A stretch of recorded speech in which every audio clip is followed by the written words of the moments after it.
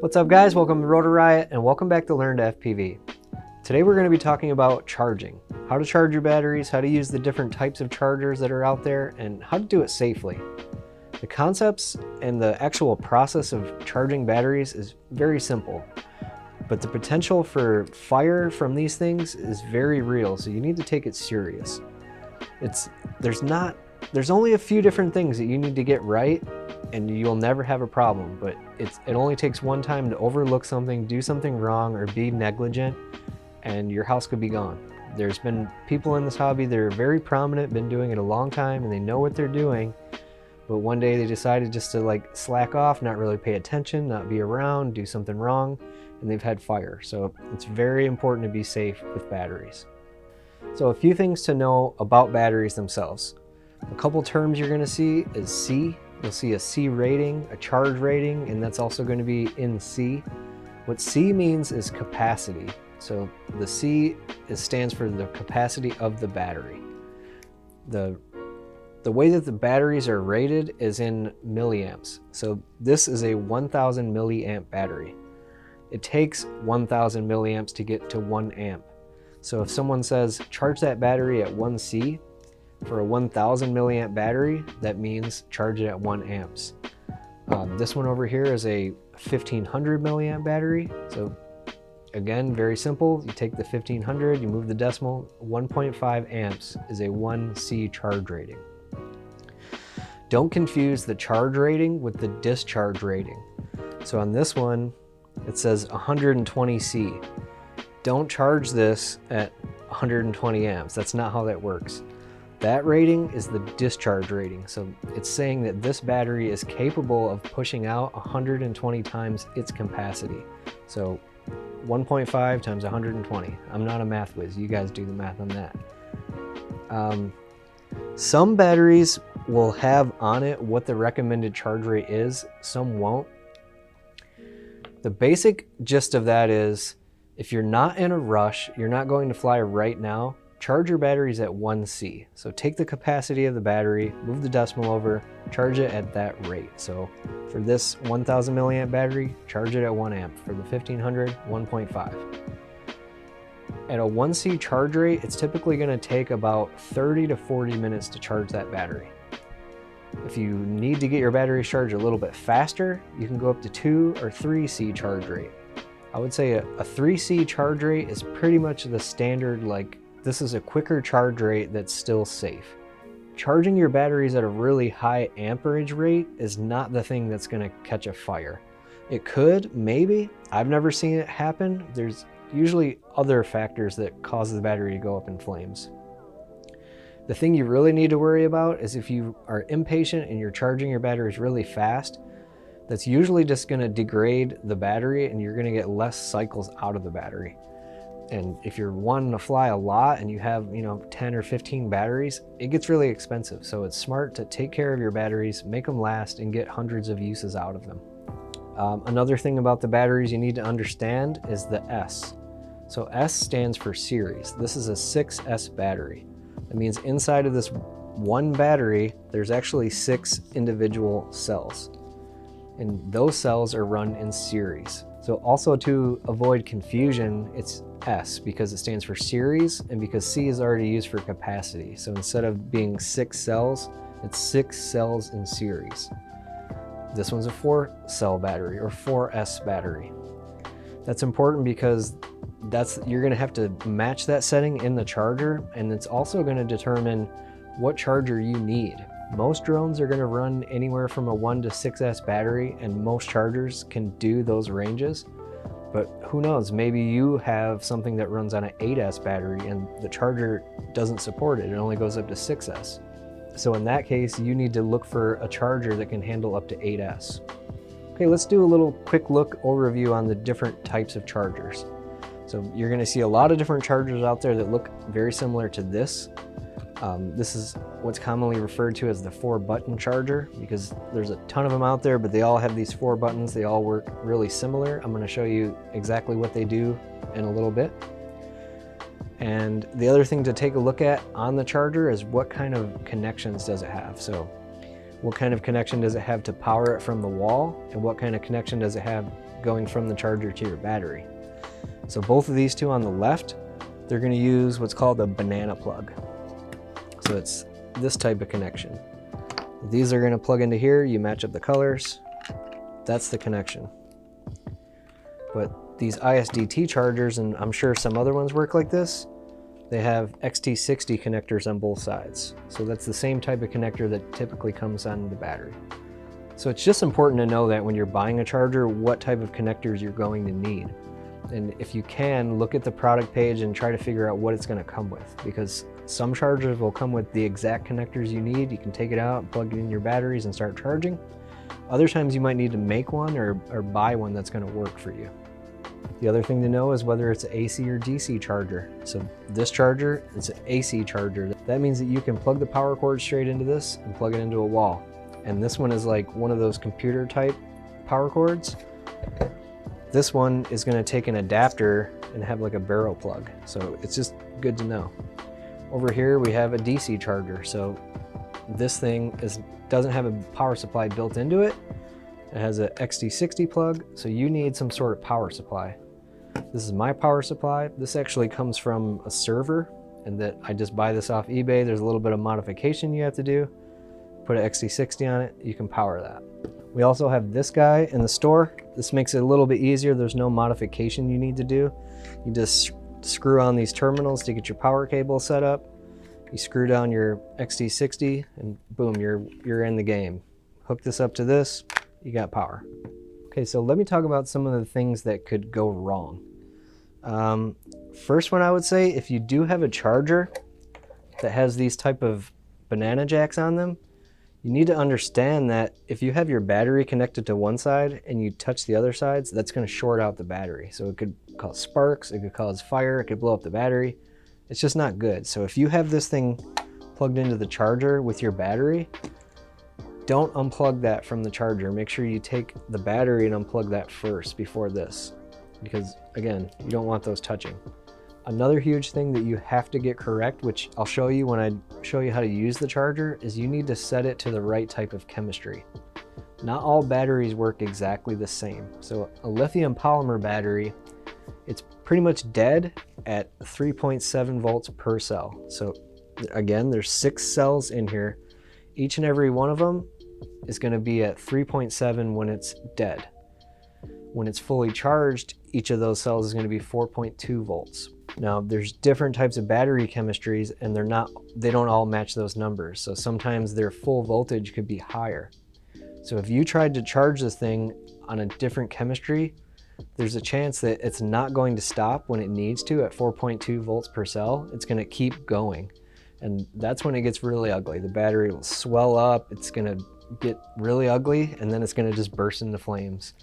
And I've had one of those situations, and the flames were up to the ceiling. It wasn't fun. And what happened to me is the next tip, I wasn't balance charging. You want to always balance charge the battery. That's what these wires here are for. So each of these wires is going to run into each of the individual cells. And by balancing it, it's making sure that each cell has an equal voltage to each other. You don't want your batteries to be out of balance. And you don't want to charge them without a balance lead. Because in my case, what had happened was the balance leads were chopped off, and I had been charging it just, regular charge, no balance for a while and getting away with it. It was okay. But then at some point, one of those cells in the battery, it died. It quit. It stopped being able to take a charge. Since I didn't have the balance plug plugged in, the charger didn't know that one cell wasn't taking a charge. It was just going until it saw the voltage that a full battery should have. So what that means is this one wasn't taking a charge. The rest of them were getting overcharged to compensate for that. So pretty ugly incident. Luckily no one was hurt. Luckily I didn't burn the whole building down, but I definitely learned never charge without balance charging. Always balance charge every single time. Aside from that, things can just happen. Like, it might not make any sense that you might have had a fire and not even know exactly what went wrong. And in my case, when I did have a fire, had I just been right next to it, it would have never happened. I could have reached over and hit stop. I could have unplugged it, got the battery to a safe place. So my last safety tip is just never assume that everything's going to go fine. Definitely stay within a close proximity, and every couple minutes take a look, maybe touch the battery, make sure everything's fine.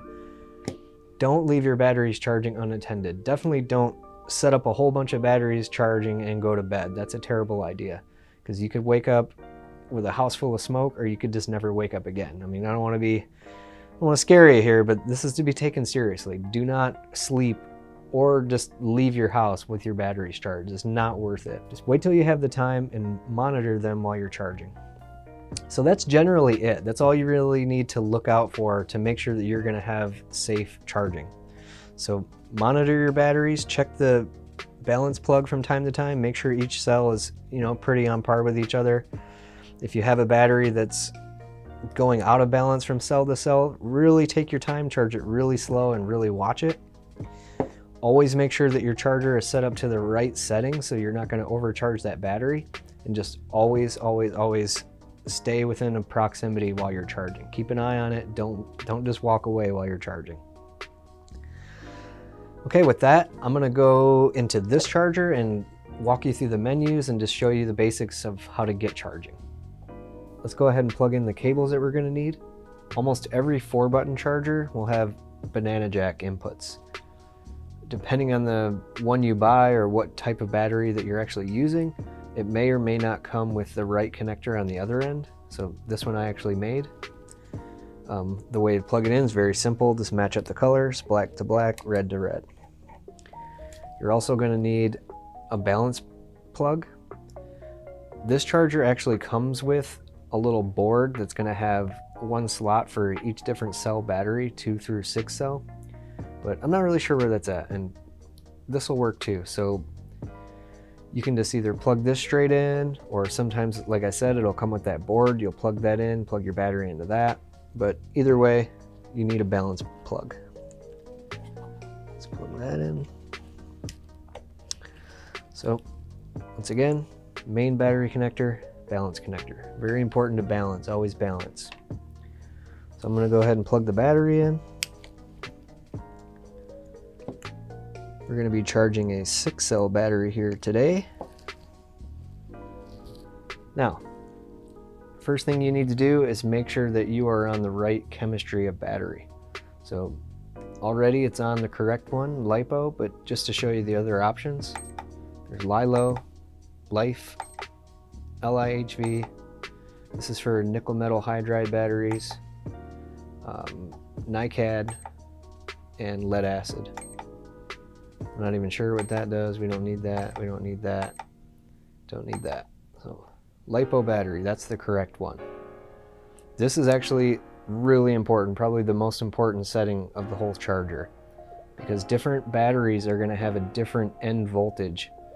So if you were to set this up for nickel metal hydride, it's not going to stop when this battery is actually full, because it's expecting to run it to a higher voltage. So it's really important to make sure you're picking LiPo. And go ahead and hit start.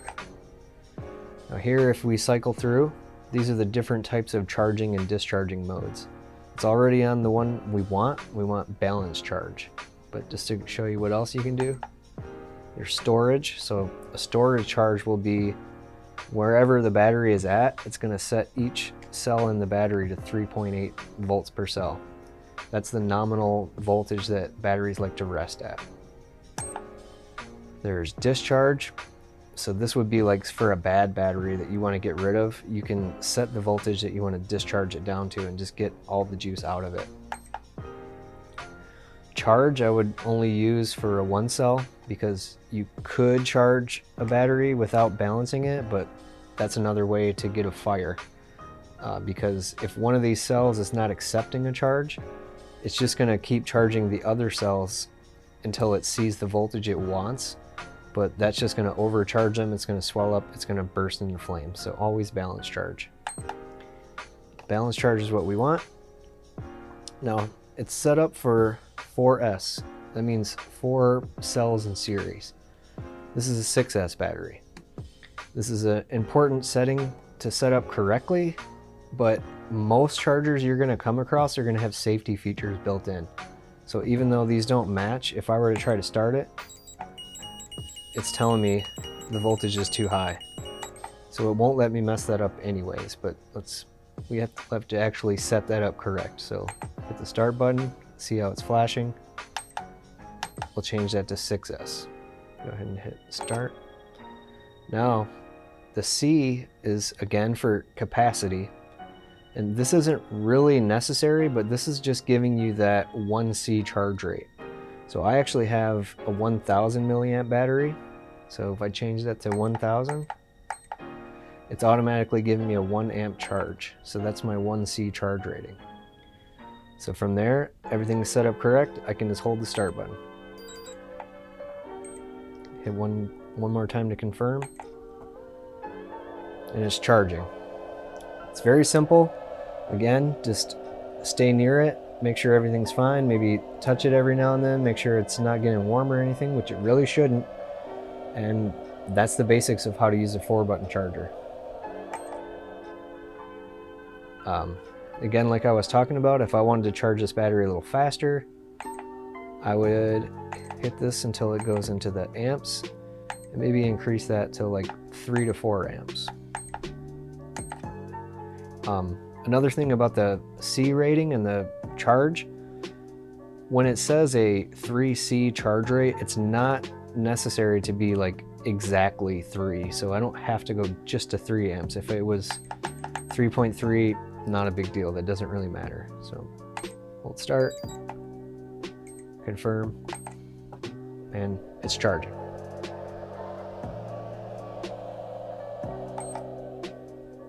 Okay, that was the 4-button charger. It's very simple. Let's move on to the one I actually use, the ISDT T8. Okay, so here I have my ISDT charger set up. It's gonna do basically everything the same as what the other charger did. It's just laid out a little bit different, and overall, in my opinion, I would say it's a little bit easier to use. So the main difference you'll notice is it does not take these banana type jacks. It actually has an XT60 connector built into it. So assuming you're using XT60s on your batteries, you can actually just plug the battery directly into the charger. Now for the balance leads, you'll notice that there's some notches. Those are going to correspond with the notches on the balance lead of your battery. So you want those facing down, and you want to start at the left. So there's also a little icon here that kind of lets you know this is the side you need to start on. So all the way to the left with the tabs facing down. And as soon as I plug that in, you're going to notice it reads out the voltage of each individual cell automatically. I really like that. So on this charger, you're going to press the middle button to get into the menu. And this is basically everything you would need to set up. One of the cool things that makes it a little bit faster, a little bit easier to use, is the ISDT chargers will automatically detect how many cells of a battery you're using. So if I were to plug in a 6S, that's just going to jump up to 6, 2, whichever one. So that's one less thing to worry about. And if you did have it set up wrong, it's just like the other charger. There's safety features built in. It's not going to let you charge it wrong. So your battery type is up at the top. Just like the other one, there's different types, and this is super important. Make sure you get this right. Make sure it's on LiPo if you're charging a LiPo. On this charger, you can also change at which voltage is done. I would recommend just keep that on 4.2. That's why there's a thumbs up there, because that's really what it should be. If you want to get risky, you can push it a little over, but I would definitely recommend just keep it at 4.2. And then here's the current that you're going to charge at. So I think it goes, this charger goes all the way up to 30 amps. I wouldn't recommend doing that on just one battery. Let's keep it to our around 3C. Or in fact, I'm in no rush, so we could just charge at 1C. 1C on a 1500 milliamp battery is 1.5 amps. A little fast for me. 1.5, hit enter, go down to start. It's very simple. Now it's charging, and again, I'll say it again, Don't leave and just trust that this is just going to be fine. It probably will, but if it's not, you're going to have a mess to come back to, so keep an eye on it until it's done. Okay, so the last thing we're going to talk about is parallel charging. What parallel charging is charging more than one battery at once. So if you remember, I said a 1C charge rate, it's going to take about a half hour to 40 minutes. So if you have 10 batteries, you might not want to wait 5 hours to charge all those batteries. So a way to get those batteries charged a little bit quicker is through parallel charging. You're almost always going to see parallel boards. I don't have one of those, but we'll put a picture right here. But what I prefer to use is these parallel cables. Simply because they're more flexible. It's a lot easier to get a bunch of batteries plugged into this. Whereas if you have a parallel board, it's going to be a small board. You need to get all your batteries kind of in a tight space. But there's pros and cons to that too. So the parallel cable, it's very easy to use. It's more flexible.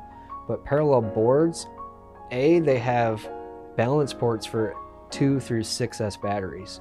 So for me, my parallel balance cable, this is only for 4 cell. So if I want to charge that 6 cell, I have to have a separate one of these for that.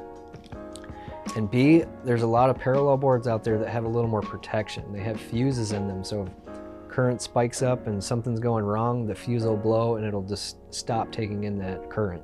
So the way that parallel charging works, basically these 2 wires are split off into all these wires. So when I have 6 batteries plugged into those, it essentially becomes one big battery. That's how the charger sees it. It's just like taking all those batteries and actually making them one and plugging that in. So now when we were talking about our 1C or 2C or 3C charge rate, the way to factor that is you just add the batteries together. So this is a 1000 milliamp battery. 1C charge rate is 1 amps. If I have 6 of them plugged together, my 1C charge rate becomes 6 amps. The basic difference between parallel and series, parallel adds your capacity together, series adds your voltage together. Parallel charging also comes with its own sort of danger. The main thing that will instantly cause a fire is when you hook up batteries in parallel, you cannot mix voltages or different cell counts of batteries. If I were to plug in a 6 cell and a 4 cell together, it's not an even amount of power. So what's going to happen is the current from this battery is going to flow into this battery really fast, and it's going to cause this one to blow up. So you cannot mix. If you're going to charge 6 cell batteries in parallel, you can only be using 6 cell. 4 cell batteries in parallel, only 4 cell. That was my other LiPo fire I've had. I've had 2. One was because I wasn't balance charging, and one was because I had a parallel board with a 6S battery plugged into it. And I don't know, I didn't notice it, I wasn't paying attention. I took a 3 cell and I plugged it in, and pretty much immediately it just went up in flames. So number one thing with parallel charging is you cannot mix voltages or different cell batteries. Number 2 is you should generally have the batteries pretty close to the same voltage. I don't think this one's as important. You're going to see a lot of people tell you that they will only parallel charge batteries if every cell is exactly the same on every battery.